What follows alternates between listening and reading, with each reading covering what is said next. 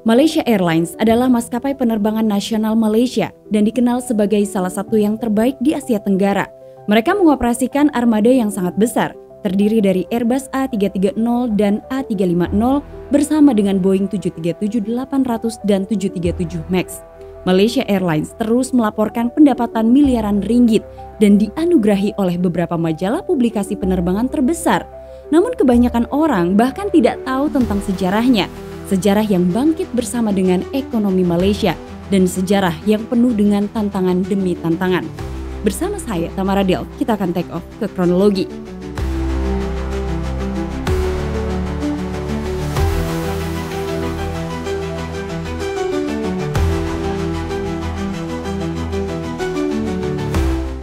Kisah Malaysia Airlines sangat terkait erat dengan negara Malaysia.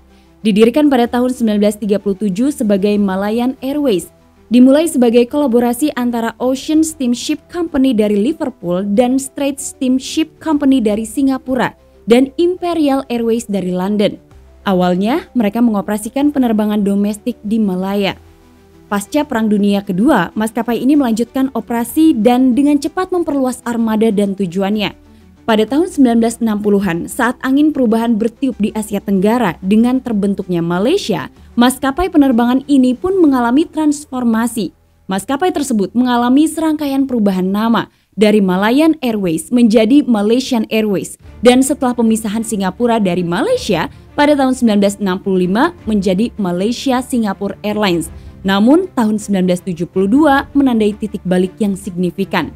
MSA terpecah menjadi dua entitas, Singapore Airlines dan Malaysia Airlines System, yang kini kita kenal sebagai Malaysia Airlines. Dengan wow bulan yang ikonik atau layang-layang tradisional Malaysia sebagai lambangnya, maskapai penerbangan ini memulai misi untuk mewakili semangat dan budaya Malaysia ke seluruh dunia. Sepanjang tahun 1980-an dan 1990-an, Malaysia Airlines mengalami pertumbuhan yang signifikan. Maskapai ini menetapkan dirinya sebagai maskapai penerbangan internasional terkemuka yang dikenal karena keramahannya, kualitas layanannya, dan jaringan yang luas. Maskapai ini menghubungkan Malaysia dengan pusat-pusat global utama menjadi duta besar penerbangan negara itu. Namun pada akhir tahun 1990-an, krisis keuangan Asia melanda. Ini menjadi salah satu tantangan terbesar Malaysia Airlines. Kerugian finansial meningkat yang menyebabkan maskapai melakukan program transformasi. Krisis yang menyebabkan banyak perusahaan bangkrut di seluruh Asia bukanlah satu-satunya tantangan Malaysia Airlines. Sepanjang beberapa tahun pertama di tahun 2000, Malaysia Airlines tertinggal dari para pesaingnya. Maskapai ini terus membukukan kerugian karena manajemen yang buruk, biaya bahan bakar, dan bahkan biaya operasional normal. Beberapa rute dihentikan. Banyak di antaranya tidak menguntungkan. Karena masalah ini, pemerintah Malaysia tidak punya pilihan selain menunjuk CEO baru. Idris Jalla, seorang teknokrat Malaysia yang beberapa tahun kemudian akan membalikan seluruh bencana Malaysia Airlines. Ia mengubah operasi dan budaya perusahaan, menyajikan rencana pemulihan dan akhirnya membantu maskapai menghasilkan laba pada tahun 2007. Prestasi itu diakui setelah maskapai dianugerahi penghargaan. Namun CEO Idris Jalla setelahnya hanya beberapa tahun menjabat dan harus mengundurkan diri karena ia diangkat ke pemerintahan Malaysia.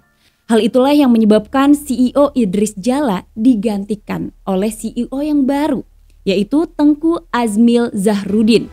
Setelah ia diangkat, di bawah kepemimpinannya lah Malaysia Airlines membeli pesawat baru Boeing 737, Airbus A330 dan Airbus A380.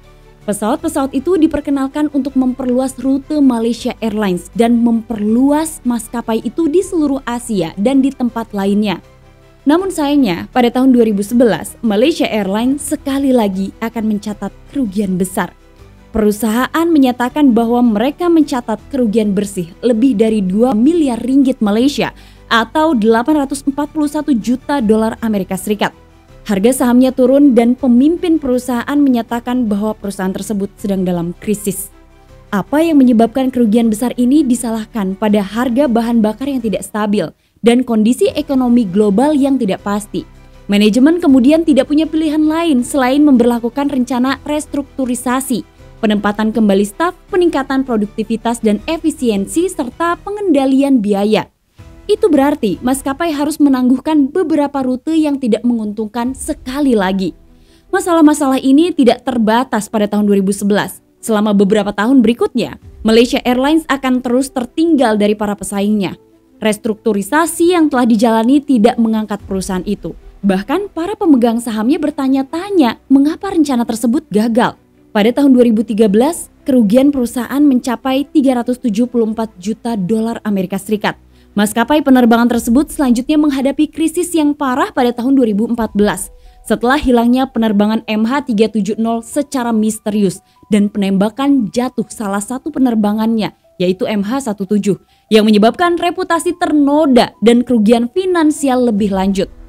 Pada pertengahan tahun 2015, kepala eksekutif maskapai tersebut menyatakan bahwa Malaysia Airlines secara teknis bangkrut, diikuti dengan program restrukturisasi lain dan rencana untuk memangkas lebih dari 6.000 pekerjaan, menyusutkan tenaga kerjanya dari 20.000 menjadi 14.000. Namun tidak seperti rencana penyelamatan sebelumnya, ini membuahkan hasil.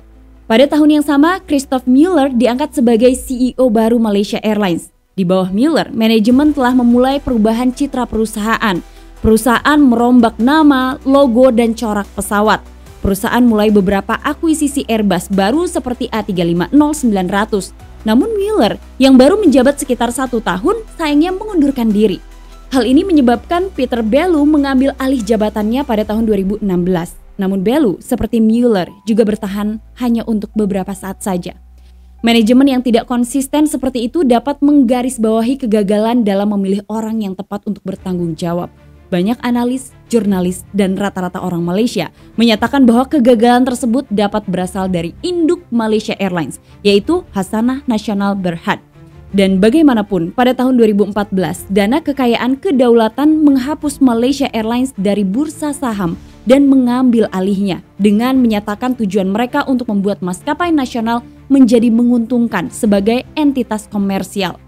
Namun antara tahun 2015 dan tahun 2017, Malaysia Airlines membukukan kerugian total sebesar 2,35 miliar ringgit Malaysia.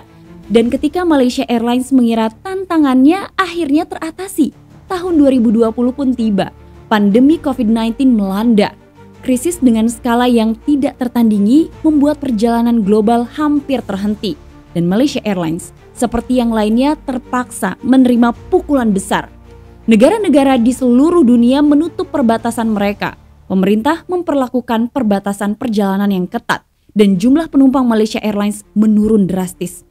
Rute-rute utama ditangguhkan dan Bandara Internasional Kuala Lumpur yang biasanya sibuk tampak sepi.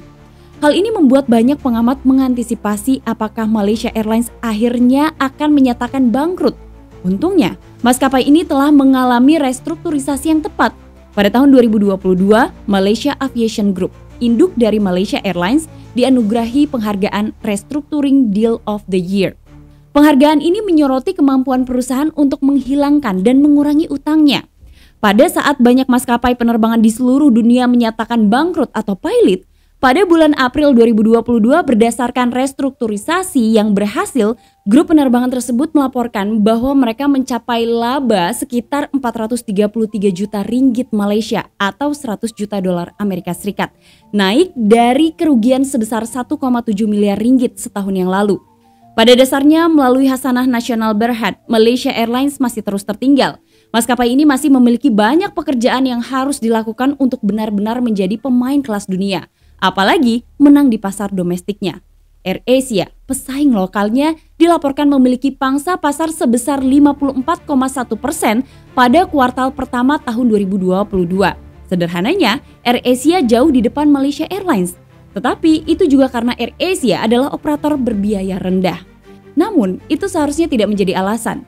Meskipun perusahaan tersebut juga telah berjuang karena pandemi COVID, mereka terus menerima penghargaan demi penghargaan maskapai penerbangan terkemuka di seluruh Asia. Wah, rasanya seneng banget ya bisa bahas dan bisa sharing sama kalian tentang maskapai Malaysia Airlines. Kalau kalian mau menambahkan informasi boleh banget, terutama untuk kalian yang berada di Malaysia, Delfers Malaysia. Boleh banget menambahkan informasi tentang Malaysia Airlines biar teman-teman di Indonesia tahu tentang maskapai tersebut.